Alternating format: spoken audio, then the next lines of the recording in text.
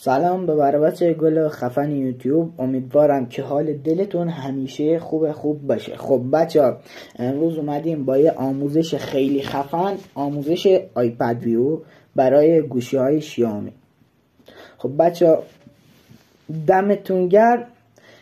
کانال منو هم سابسکرایب کنید، عشق منین. بریم برای آموزش ویدیو.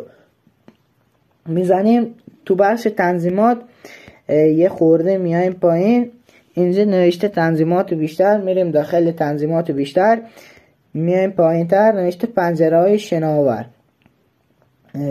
میزنیم روش، کلیک میکنیم، نوار کناری رو انتخاب میکنیم. برای بعضی از شماها فکر کنم این گزینه ها غیر فعال باشه. خب بچه ها، از پایین به بالا این گزینه ها رو فعال میکنیم و کلا از خود بخش تنظیمات میایم بیرون.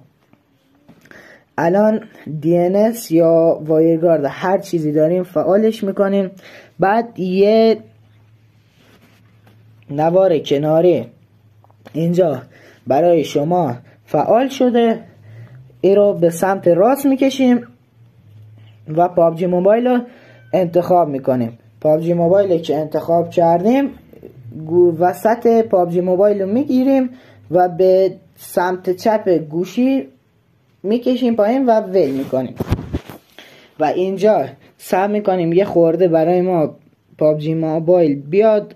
بعد دیگه این کرافتونه یه خورده کشیده تر میشه. الان میبینید برای من یه خورده کشیده تر شده و آیپد ویو برای من فعال شده. دمتون گرم بچه ها. کانال منو هم سابسکرایب کنید، عشق منین. بریم داخل لابی، هم نشونتون بدم که آیپد ویو برای من فعال شده یا نه.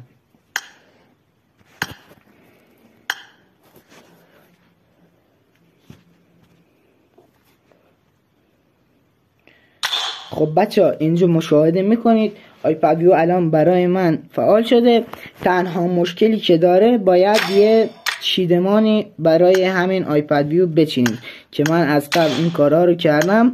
خب این بود از امروزمون. دمتون گرم. کانال منو هم سابسکرایب کنید، یادتون نره، عشق منین. تا ویدیوی بعدی، فعلا بدرود.